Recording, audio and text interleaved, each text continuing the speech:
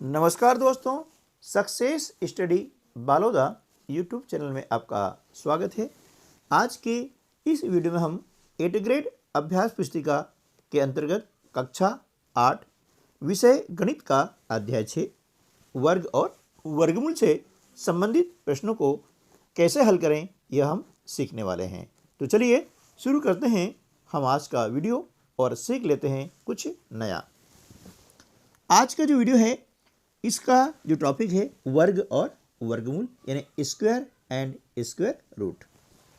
पहला प्रश्न है कि निम्नलिखित संख्याओं के वर्ग ज्ञात कीजिए। ठीक है, अब वर्ग ज्ञात करने की एक से अधिक विधियां होती हैं। एक विधि होती है गुणा करने वाली, कि किसी भी संख्या का यदि वर्ग ज्ञात करना है तो उसी संख्या का उसी में गुणा कर देते हैं। जैसे यहाँ पर दिया है 43 यानी 43।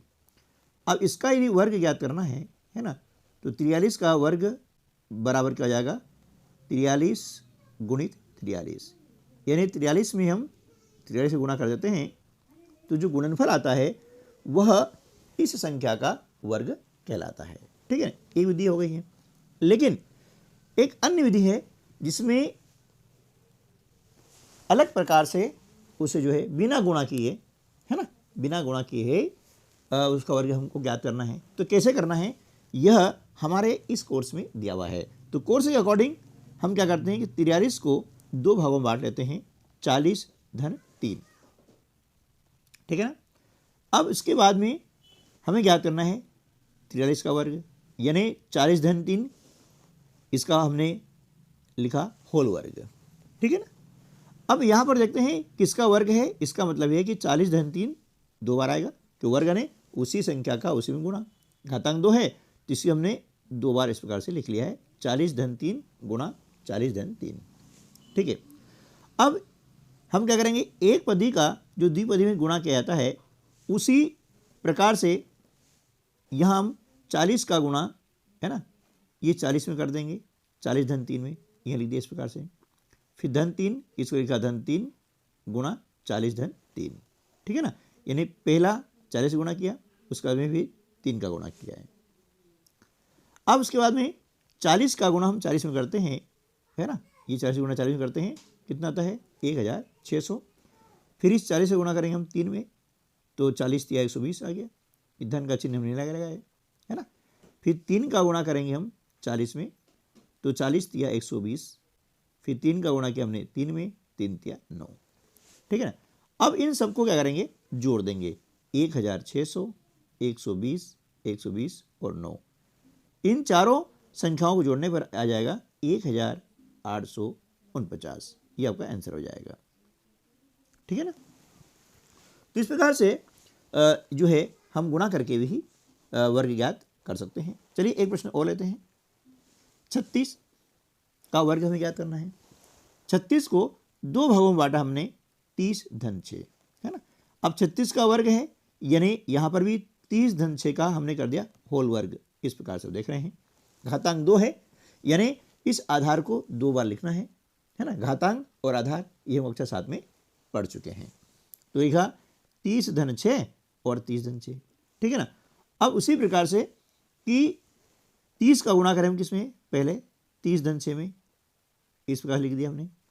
फिर 6 गुणा करेंगे तो 6 गुणित 30/6। ठीक है। अब 30 में 30 का गुणा करते हैं, है ना। अब 30 में 30 गुणा करा तो लिखा 30 वर्ग लिख सकते हैं, या इसका डायरेक्ट गुणनफल भी लिख सकते हैं। तो हमने ये लिखा है 30 का वर्ग। फिर 30 का गुणा करेंगे 6 में, ये लिखा 30 गुणा 6, धन का चिन्ह लगाया है। फिर 6 का गुणा करेंगे 30 में, तो लिखा 6 गुणा 30, और फिर 6 गुणा 6 में करते हैं तो हो गया 6 का वर्ग यानी घातांक 2, है ना। समान संख्या का गुणा करते हैं तो घातांक 2 लगाते हैं। ठीक है।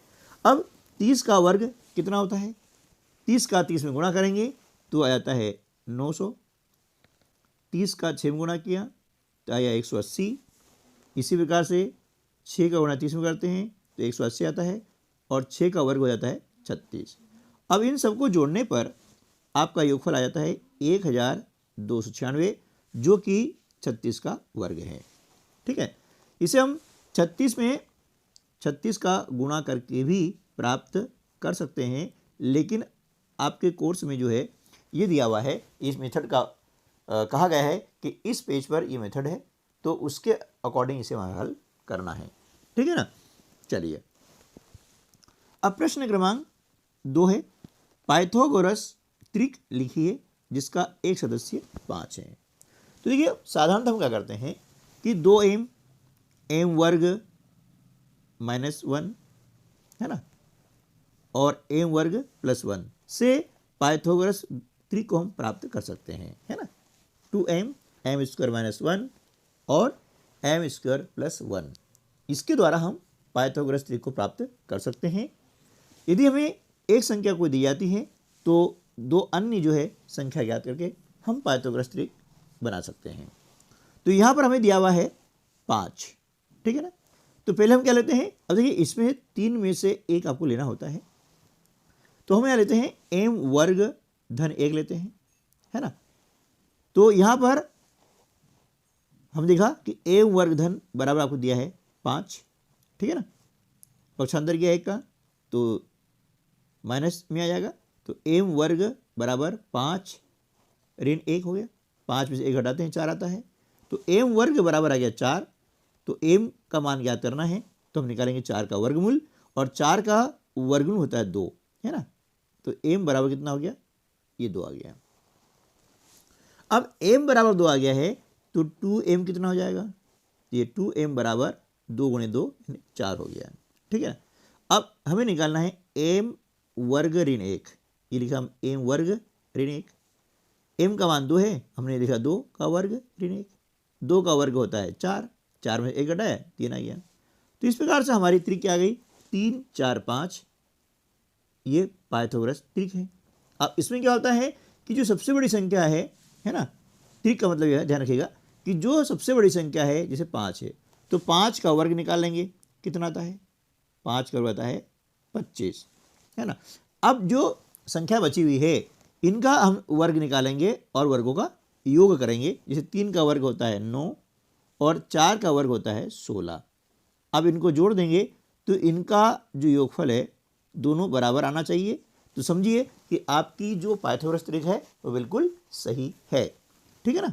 चलिए अब वर्गमूल ज्ञात करेंगे प्रश्न क्रमांक 3 में। अभाज्य गुणनखंड विधि से निम्नलिखित संख्याओं का वर्गमूल ज्ञात कीजिए। अब यहाँ पर हमें विधि का नाम दिया गया है अभाज्य गुणनखंड विधि, तो हमें इसी विधि से वर्गमूल ज्ञात करना होगा। परीक्षा में भी आप इस प्रकार का ध्यान रखें। जब किसी विधि का नाम न दिया जाए तो आप किसी भी विधि से हल कर सकते हैं, लेकिन यदि परीक्षा में आपको किसी स्पेसिफिक मेथड का कहा गया है तो हमें उसी मेथड से हल करना होगा, तभी परीक्षा में अंक हमें मिलते हैं। तो चलिए हम पहला है 169 यानी 169, इसका गुणनखंड ज्ञात करते हैं। इसमें 13 भाग जाता है 13 बार, इस प्रकार से देखिए आप। तो हमने लिखा 169 बराबर 13 गुणित 13, ये चिन्ह आप देख रहे हैं, ये चिन्ह है वर्गमूल का, है ना। तो वर्गमूल में क्या करते हैं, समान अभाज्य गुणनखंडों के जोड़े बनाते हैं। हम देख रहे हैं कि 13 गुणित 13 एक जोड़ा बन गया है। अब एक जोड़े में से एक जो संख्या होती है उसे हम निकाल लेते हैं, ये गया 13। तो 169 का वर्गमूल क्या हो गया, 13 हो गया, ठीक है ना।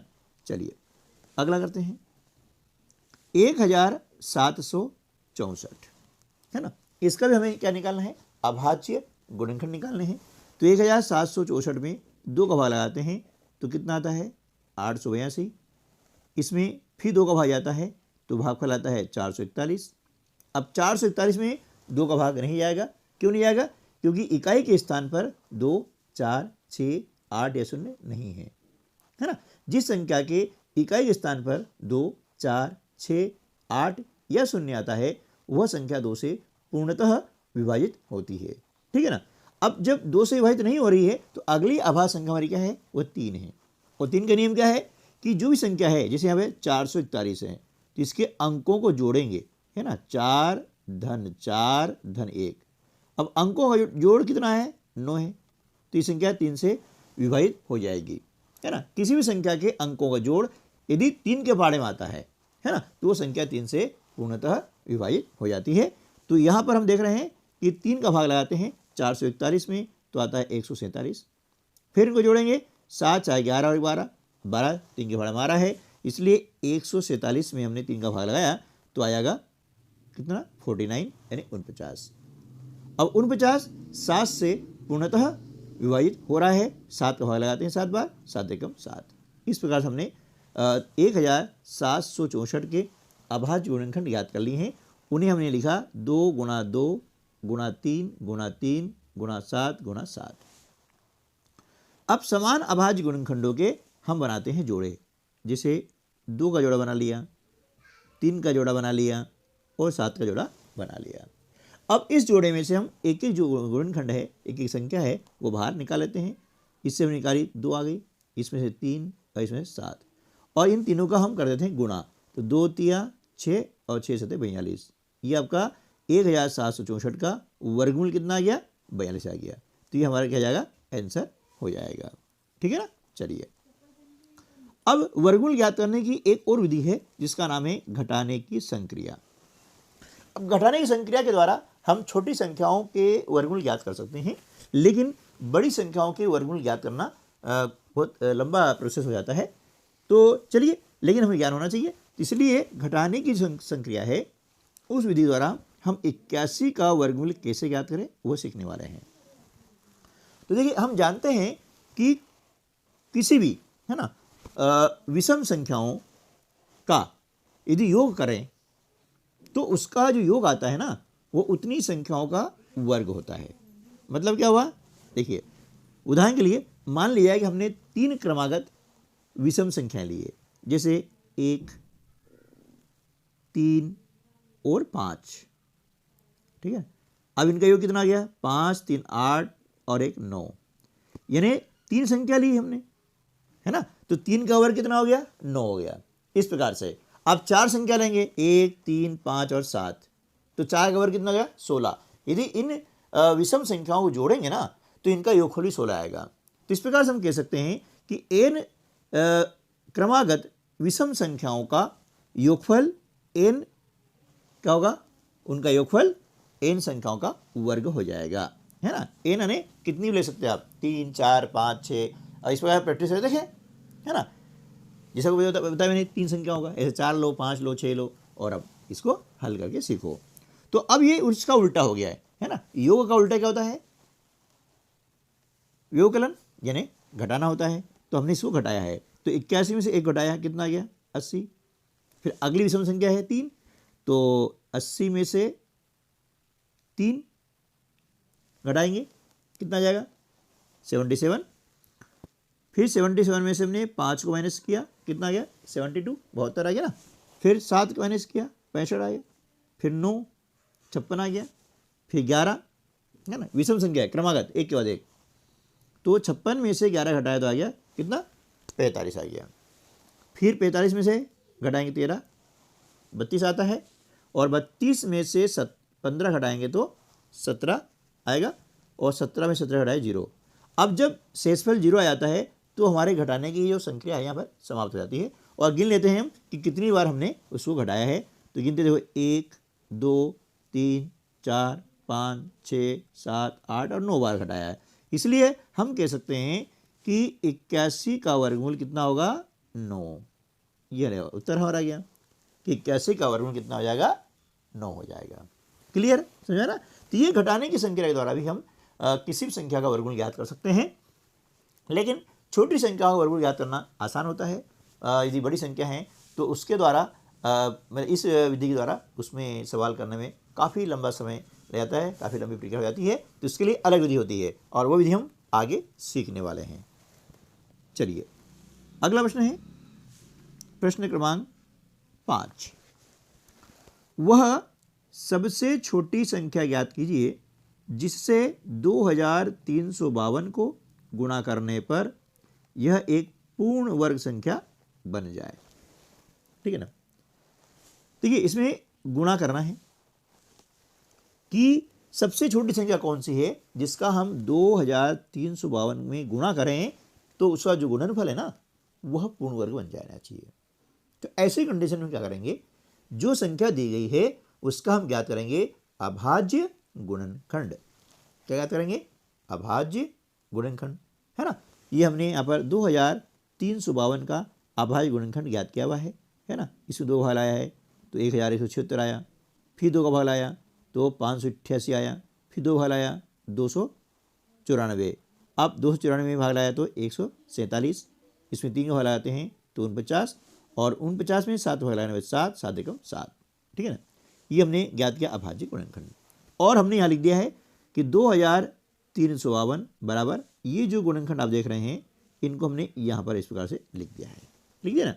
अब हमें क्या ज्ञात करना है? पूर्ण वर्ग संख्या। तो इसके क्या करेंगे? समान अभाज्य गुणनखंडों के हम 2 के जोड़े बनाते हैं, है ना। जोड़े बनाएंगे ना, एक जोड़ा, ये जोड़ा और ये इसका जोड़ा। अब 3 का जोड़ा नहीं है, 3 अकेला है ना, मतलब 3 का साथी नहीं है। तब इसका जोड़ा बनाने के लिए हमें क्या करना होगा? 3 का गुणा करना पड़ेगा। तो इसमें हम क्या करेंगे? 2352 को 3 से गुणा करेंगे तो ये जो संख्या आ जाएगी ना वो क्या आ जाएगी? पूर्ण वर्ग। और पूर्ण वर्ग संख्या पूछनी है इसलिए हमारा उत्तर आ गया यहाँ पर, बस 3 का गुणा करना पड़ेगा। इतना हमारा उत्तर यहाँ पर आ चुका है।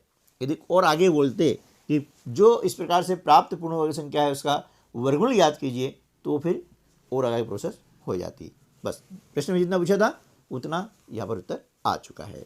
तो उम्मीद है कि आपको ये समझ में आ गया होगा, ठीक है ना। चलिए अगला कर लेते हैं। प्रश्न क्रमांक 6, वह सबसे छोटी संख्या ज्ञात कीजिए जिससे 600 को भाग देने पर वह पूर्ण वर्ग संख्या बन जाए, है ना। जिस प्रकार से हम गुणा के प्रश्न करते हैं उसी प्रकार से हम भाग के प्रश्न करेंगे, है ना। तो सबसे पहले हम क्या करेंगे कि 600 के निकालेंगे अभाज्य गुणनखंड। ये हमने यहाँ पर निकाला अभाज्य गुणनखंड, आप देख सकते हैं, है ना। इस प्रकार आपको निकालना है और इसके पश्चात ये जो गुणनखंड है इन गुणनखंडों को हमने यहाँ पर इस प्रकार से लिख दिया है, ठीक है ना। अब ये लिखने के बाद अब क्या करेंगे कि समान अभाज्य गुणनखंडों के हम जोड़े बनाते हैं, है ना। तो देखिए ये हमने बनाया जोड़ा 1। अब देखिए ऐसा नहीं 2 और 3 का जोड़ा, समान अभाज्य गुणनखंड, ध्यान रखना है संख्याएं दोनों समान होना चाहिए।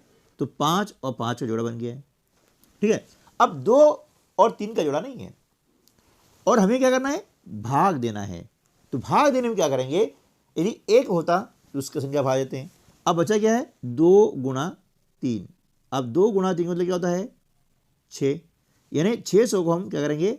6 से भाग देंगे तो जो संख्या आएगी वह पूर्ण वर्ग संख्या होगी। तो हमारा उत्तर क्या आ जाएगा? 6 आ जाएगा, ठीक है ना। इस प्रकार से अगला सवाल है प्रश्न क्रमांक 7, भागफल विधि से 529 का वर्गमूल ज्ञात कीजिए, है ना। तो इस विधि से वर्गमूल बड़ी से बड़ी संख्या का आसानी से ज्ञात हो सकता है और हो जाता है ना। तो इसमें क्या करेंगे? सबसे पहले जो संख्या है उसमें दाहिनी ओर से हम 2 संख्याओं के जोड़े बनाते हैं। तो हम देख रहे हैं यहाँ एक जोड़ा बन रहा है और 5 शेष बच रहा है ना। तो 5 में ऐसी संख्या भाग लाएंगे कि उसका वर्ग 5 से अधिक न हो। तो वर्ग यानी देखिए 1 का वर्ग कितना होता है? 1 हम जानते हैं। 2 का वर्ग कितना होता है? 4, है ना। 3 का वर्ग 9 और 4 का वर्ग 16, ठीक है ना। तो हमने लिया 2 का वर्ग तो 2 यहाँ लिखा और 2 यहाँ लिखा, 2 दूनी 4 हमने यहाँ लिख दिया है, ठीक है। अब क्या करेंगे कि 5 में से 4 को घटाते हैं तो 1 बचता है, ये हमने लिख दिया। और 2 चूंकि यहाँ लिखा था तो इसी 2 को इसमें हम जोड़ देते हैं। तो 2 और 2 कितने हो गए? 4 हो गए। यहाँ पे क्लियर हो गया इतना। चलिए अब क्या करेंगे कि ये जो 29 है हमने पूरा जोड़ा यहाँ उतार लिया है तो यहाँ हो गया 129, ठीक है ना। अब 4 के दाहिनी ओर देख रहा ना ये स्थान खाली रहता है तो यहाँ ऐसा अंक लिखेंगे कि इसके लिखने से जो संख्या बनेगी ना उस संख्या में इस अंक का गुणा करेंगे, है ना। जैसे 4 है, देखिए अब 4 के दाहिनी ओर हमने लिखा 3, संख्या क्या हो गई? 43। जो अंक लिखा 3 लिखा है इसमें हम क्या करेंगे? इस संख्या में 3 का गुणा कर देंगे। तो 3 तिया 9 और 3 चौके 12, कितना हो गया? 129 हो गया ना। हमने क्या किया? 129 को यहाँ पर लिख दिया और 129 को 129 में माइनस करेंगे 0 आ गया। अब 3 लिखा, हमने 3 लिख दिया, 3 और 3 6। यहाँ जो संख्या आती है इस संख्या की दुगुनी होती है। तो समझिए कि हम बिल्कुल सही सवाल कर रहे हैं। अब जैसे 0 आता है तो हमारा सवाल खत्म हो जाता है और 529 का वर्गमूल आ जाएगा कितना, 23। ये जो है संख्या हमारा उत्तर हो जाएगी। क्लियर। चलिए नेक्स्ट क्वेश्चन है प्रश्न क्रमांक 8। किसी वर्गाकार पार्क का क्षेत्रफल 2025 वर्ग मीटर है। इस पार्क की एक भुजा यानी किनारा ज्ञात कीजिए, है ना। तो जी वर्गाकार पार्क है इसलिए इसकी जो चारों भुजाएं हैं वे बराबर हैं और ऐसी स्थिति में हमें एक भुजा ज्ञात करने के लिए जो क्षेत्रफल दिया गया है उसका हमें निकालना होगा वर्गमूल, है ना। तो इस वर्गमूल को हमने लिखा यहाँ पर, ये चिन्ह आप देख रहे हैं, ये चिन्ह है वर्गमूल का। अब इसे भाग विधि द्वारा हम करेंगे, है ना। तो इसको समझ लेते हैं कि कैसे करते हैं। पिछले सवाल में आपको मैंने बताया था, अब इसको और हम डिटेल में समझने का प्रयास करते हैं। तो क्या करेंगे, दाहिनी ओर से हम दो दो संख्याओं के ऐसे जोड़े बना लेते हैं। बन गए ना, 2 जोड़े बने हैं, यानी हमारा जो उत्तर आएगा वो 2 अंक वाली संख्या होगी। क्लियर। चलिए अब बाएं ओर कितना है, 20 है।